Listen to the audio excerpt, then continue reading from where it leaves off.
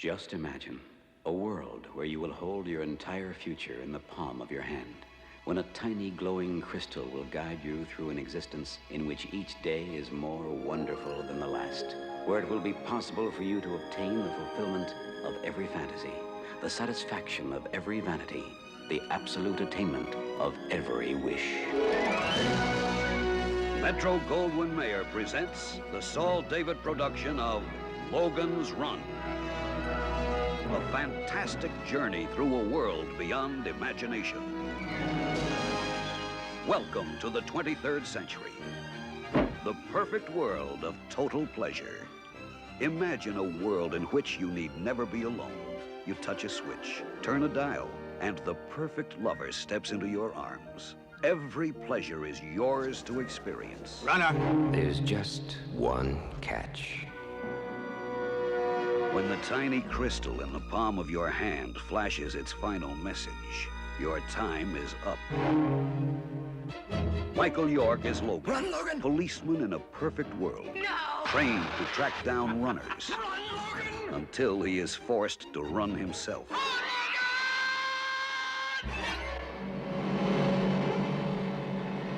He's a runner. Logan! I'm your friend, I understand. We all go crazy once in a while. But she's a runner, and it's over. Overwhelming, am I not? Box, an incredible being. More than human, more than machine. Diabolical guardian of the gateway to freedom. For Logan and the woman who loves him.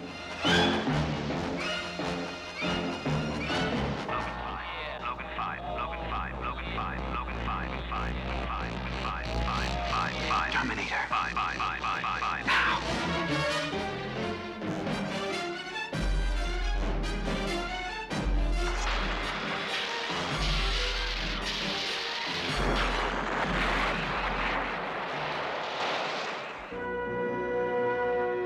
I've never seen a face like that before. That must be the look of being old. MGM takes you into a new age of adventure in the first motion picture of the 23rd century. Logan's Run. It begins where imagination ends. Perfect worlds of tomorrow and the wonderful things to come are themes that have always inspired people of imagination and creativity. Filmmakers have envisioned adventures of survival under the most catastrophic conditions or life in an ideal society. Logan's Run is a new motion picture set in the 23rd century. It depicts a perfect world in which people live and love in total pleasure. To create that complex world, producer Saul David and his company are using the technology of today and expanding it as a framework for the adventures of the future, devising a 23rd century where each day is devoted to the pursuit of pleasure.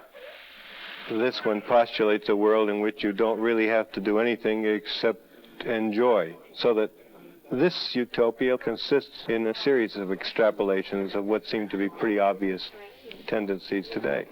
Starting with new ideas and technology of this scope and making them come alive is a challenge to director Michael Anderson. Trying to define what a 23rd century utopia is one of the most interesting things of the preparation of this film that's come up. It's constantly an exciting day's work to come here every morning and create something that has not been done before. In the MGM workshops, a 23rd century maze car evolves from blueprints. Ingenious sets that depict the physical trappings of a future environment. Later, they'll be moved onto huge sound stages. Chris Outwater, one of America's leading scientists in the field of lasers and holograms, produces new light and image techniques. A great many experts work long and hard to construct the world of the future. Visual effects wizard Bill Abbott aims for the highest possible fidelity and credibility. Yeah, bud, get ready to retire. Cinematographer Ernest Laszlo has an opportunity to experiment with innovative lighting. If the creation of a 23rd century offered a formidable challenge to each of these crafts, it presented an equal one to director Michael Anderson. He describes how this effort is being welded together. My job is to take all of their imaginations plus mine and channel them into a straight line. But it's only such a team as we have gathered together to make this film that gives us the reward of seeing something that we haven't seen on the screen before. And cut it. Not bad. Once more, please.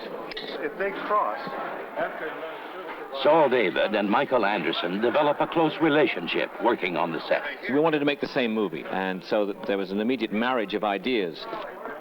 The producer explains their perception of the theme of the film. This is a utopian movie, and like all utopian movies, it presents a marvelous future, but with a worm in the apple. In this world, the only thing you can't have is your 30th birthday. The star of the motion picture is Michael York. I play a character called Logan in the film. Now, Logan is what's called a sandman. In fact, he's a policeman, but a very elite policeman. They belong to a force, they're almost like the SS, that control this society. Sandmen have only one mission in life: to stop malcontents who try to run away from this perfect world of tomorrow. Jenny Agutter co-stars with Michael York. I'd seen her work both at the National Theatre, for example, and in the movies. Jen is extremely experienced. I mean, she's very young, but she's extremely professional.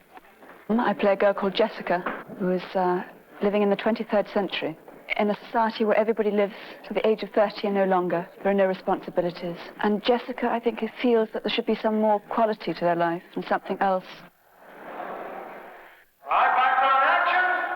The film is very much an adventure story. It travels through all sorts of possibilities of the society. It travels with two people trying to escape. Co-starring in the film is Richard Jordan.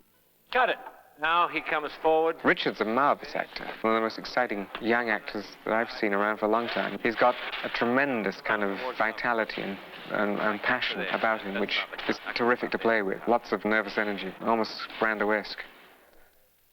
Where'd they go? The Sandman and his green. Didn't you see them? People seek a means to live longer in any society. The film envisions an attempt at life renewal in the 23rd century through a mystical liturgy witnessed by thousands of younger spectators in a jammed arena. To film the event, an enormous amphitheater has been constructed with a rotating carousel. The cameras photograph the action from all angles to give the audience realistic points of view during the ride. The company also has to devise a wholly different world outside the domed and controlled city. They fashion and construct one for scenes that show evidences of an earlier culture and another set of values. This is not just a film about special effects, extraordinary stunts and marvelous scenery, although that's a very important element, and I think it should be quite staggering to look at. There is a very human story running through it. Producer Saul David and the company continue to project the theme that life in a utopia can sometimes have its drawbacks by preparing a sequence in the Sandman's headquarters. Logan 5. Michael Anderson readies, then films, an interrogation by a master computer. Logan is forced to rationalize his attempted defection from this world of total pleasure. Holograms, three-dimensional moving photographs, are fragments of Logan's subconscious being questioned. They're only one of the extensions the makers of this film are using, projecting today's advanced scientific technology into the 23rd century. Arms come down. The arms come down. Take the lights out. Keep the sparking going. Action! This is a complex scene to film. The director blends the actions of his actors and the logistics of a multitude of special effects. The company moves to its ultra-modern interiors to film adventures that bedazzle the eye and assail the mind of an audience looking at the 23rd century. Under the direction of creative men, a talented cast and crew are working on a new motion picture of great imagination, using the skills of hundreds of crafts and specialists to enjoy life in a perfect world of things to come. A blend of technical marvels, effects, imagery, and action called Logan's Run.